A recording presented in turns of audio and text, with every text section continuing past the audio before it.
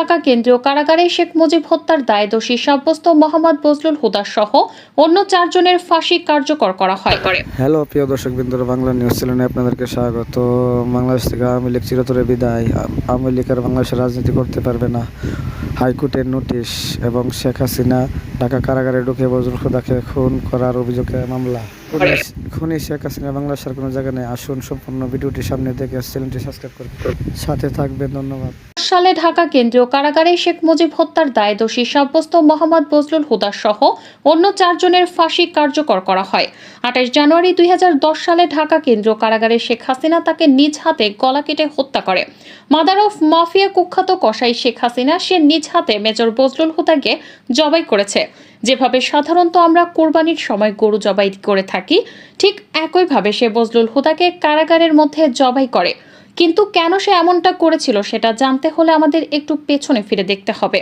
1975 সালে যখন শেখ মুজিবুর রহমান ধানমন্ডি 32 নম্বরে ছিলেন, ওই সময় কিছু সেনা সদস্য ধানমন্ডি 32 একটু সাবস্ক্রাইব করে দেন, একটু লাইক করে দেন, কমেন্ট করতে পারেন। সাবস্ক্রাইব করানো নিনজা টেকনিক গিয়ে শেখ মুজিবুর রহমানকে হত্যা করেছিলেন। শেখ মুজিবকে যে সেনা সদস্যরা হত্যা করেছিলেন তার মধ্যে একজন হচ্ছে মেজর বজলুল হুদা। বজলুল হুদা তার নিজের রাইফেল দিয়ে সরাসরি বঙ্গবন্ধু শেখ মুজিবুর রহমানকে গুলি করে হত্যা করেছিল। এটাই হচ্ছে তার অপরাধ। এই হত্যাকাণ্ডের জন্য মাফিয়া হাসিনার নির্দেশে 5 জন সেনা সদস্যকে ফাঁসির রায় দেওয়া হয়। আদালত তাদের ফাঁসির রায় দেয়। ফাঁসির দিন ধার্য হয় 2010 সালের 28 জানুয়ারি। এই দিনে বজলুল হুদা সহ আরও 4 জনের ফাঁসি কার্যকর করার কথা ছিল। তথ্যসূত্র অনুযায়ী 2010 সালে 28 জানুয়ারি ওই দিন রাত্রিবেলা যখন ফাঁসি কার্যকর হওয়ার কথা ছিল, তখন গোটা ঢাকা শহরের কেন্দ্রীয় কারাগার সহ আশেপাশের কোনো জায়গায় বিদ্যুৎ ছিল না। সব জায়গায় একদম অন্ধকার ছিল। সেই অন্ধকারের মধ্যে 2টা কালো পাজেরো গাড়ি যায় ঢাকা কেন্দ্রীয় কারাগারের দিকে, যার একটা গাড়ির মধ্যে ছিল মাফিয়া শেখ হাসিনা। সূত্রমতে হাসিনা সেদিন কারাগারের মধ্যে ঢুকে এবং মেজর জেনারেল বজলুল হুদা ব্যতীত তার যে বাকি 4 জন সঙ্গী, ওই 4 জন সঙ্গীকে কারাগারে ফাঁসির কাস্টের মধ্যে নিয়ে যাওয়া হয়। সে সময় বাকি থাকে একজন, তিনি হচ্ছেন মেজর বজলুল হুদা। মাফিয়া হাসিনা কারাগারের মধ্যেই 4 জনকে দিয়ে বজলুল হুদার হাত পা ধরায়। এরপর ঢাকা কেন্দ্রীয় কারাগারে শেখ হাসিনা তাকে নিজ হাতে গলা কেটে হত্যা করে। এ সময় এই মাফিয়া হাসিনা বজলুল হুদার বুকের মধ্যে দাঁড়িয়েছিলেন। আর বজলুল হুদা যখন জবাই করা হচ্ছিল, তখন বজলুল হুদার যে রক্ত হাসিনার শাড়িতেও লাগে। মাফিয়া হাসিনার এ হত্যাকাণ্ডের গোপন তথ্য জনসম্মুখে আসার পর হাসিনাকে ইন্টারপোলের মাধ্যমে দেশে ফিরিয়ে ফাঁসির দাবিতে উত্তাল ছাত্র সমাজ। বহুল আলোচিত পুলিশ কর্মকর্তা হারুনুর রশিদ। বাংলাদেশ পুলিশের ডিআইজি পদমর্যাদার এই কর্মকর্তার সর্বশেষ ছিলেন ঢাকা মহানগর পুলিশের অতিরিক্ত কমিশনার।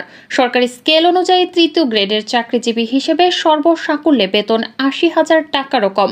অথচ সীমাহীন দুর্নীতির মাধ্যমে নামে বেনামে গড়ে তুলেছেন কয়েক হাজার কোটি টাকার সম্পদ। এবার ডিবি হারুনের বাবা আবুল হাশেম এবং চাচা সোলেমানের বিরুদ্ধে মুক্তিযুদ্ধ বিরোধিতার অভিযোগ পাওয়া গেছে। কিশোরগঞ্জের মিঠামইন থানার হোসেনপুর গ্রামের হতদরিদ্র মৃত আবুল হাশেমের ছেলে হারুন। বাবা পেশায় কৃষক ছিলেন।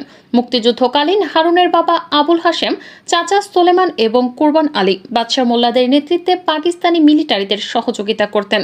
তাদের নেতৃত্বে মিঠামইন থানার জনৈক শাহেদ সাহেবের বাড়িতে পাকিস্তানি মিলিটারি সহ আক্রমণ করে 18 মুক্তিযোদ্ধাকে হত্যা করা হয়। পারিবারিক অসচ্ছলতার কারণে বিশ্ববিদ্যালয়ে অধ্যয়নকালে হারুন এলাকার লোকজনের কাছ থেকে আর্থিক সহযোগিতা নেন। 1993 থেকে 94 সেশনে ঢাকা বিশ্ববিদ্যালয়ে ভর্তি হয়ে ছাত্রলীগের রাজনীতিতে যুক্ত হন। 1999 থেকে 2000 সালের দিকে সালসাবিল বাসের টিকিট চেকারের চাকরি নিয়েছিলেন। ভুয়া কাগজপত্র তৈরি করে হারুন তার বাবার মুক্তিযোদ্ধার সনদ বানিয়েছিলেন। সেটি ব্যবহার করেই বিসিএস এ মুক্তিযোদ্ধা কোটায় পুলিশের চাকরি পান। সারদায় ট্রেনিংয়ের সময় শৃঙ্খলা ভঙ্গের দায়ে চাকরিচ্যুত হন। এরপর মার্কেন্টাইল ব্যাংকে চাকরি করেন। পরে আওয়ামী লীগ সরকার ক্ষমতায় এলে ছাত্রলীগ করার কারণে হারুন পুলিশের চাকরি ফিরে পান। হারুনের ভাই ডাক্তার শাহরিয়ার মিঠামইনে অবস্থিত প্রেসিডেন্ট রিসোর্ট পরিচালনার দায়িত্বে আছেন। আরেক ভাই মোহাম্মদ জিল্লুর রহমান পুলিশের মাদকদ্রব্য নিয়ন্ত্রণ অধিদপ্তরে এএসআই পদে চাকরি করছেন। তার বিরুদ্ধে রাজধানীর বিভিন্ন মদের বার থেকে কয়েক কোটি টাকা মাসোহারা নেয়ার অভিযোগ রয়েছে। মাদকদ্রব্য নিয়ন্ত্রণ অধিদপ্তরের একজন সহকারী পরিচালক বলেন, জিয়া এএসআই হলেও উপপরিচালকরা পর্যন্ত তাকে ভয় পান। ভাই হারুনের নাম করে জিয়া রাজধানীর বারগুলো থেকে মাসে কয়েক কোটি টাকা চাঁদা আদায় করেন। এসব অভিযোগের বিষয়ে জানতে পুলিশ কর্মকর্তা হারুনুর রশিদের ব্যক্তিগত নম্বরে টানা কয়েকদিন বারবার ফোন করা হলেও সেটি বন্ধ পাওয়া গেছে। আওয়ামী লীগের যুগ্ম সাধারণ সম্পাদক ও সাবেক সমাজ কল্যাণ মন্ত্রী ডাক্তার দীপুমণিকে বারিধারা ডিওএইচএস থেকে গ্রেফতার করা হয়েছে। সোমবার সন্ধ্যায় ঢাকা মহানগর গোয়েন্দা পুলিশের একটি টিম তাকে গ্রেফতার করে। গ্রেফতারের পর তাকে ম্যান্টো রোডের ডিবি কার্যালয়ে রাখা হয়েছে।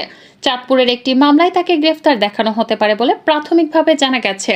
সাবেক প্রধানমন্ত্রী শেখ হাসিনার চাচাতো ভাই সাবেক সংসদ সদস্য শেখ হেলাল উদ্দিন ও তার ছেলে শেখ শারহান নাসির তন্ময়ের ব্যাংক হিসাব জব্দ করা হয়েছে।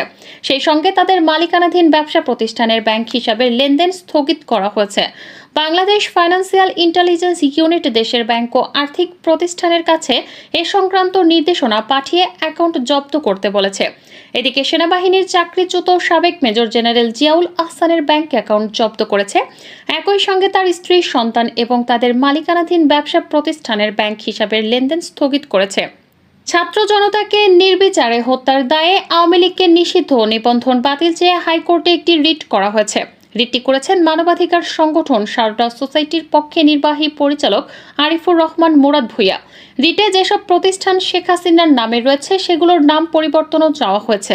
এছাড়া দেশ সংস্কারের লক্ষ্যে বর্তমান অন্তর্বর্তীকালীন সরকারের মেয়াদ সর্বনিম্ন 3 বছর এবং বিদেশে পাচার করা 11 লাখ কোটি টাকা ফেরত আনতে ও বিগত আওয়ামী লীগ সরকারের আমলে চুক্তিভিত্তিক নিয়োগ পাওয়া কর্মকর্তাদের বদলি চাওয়া হয়েছে।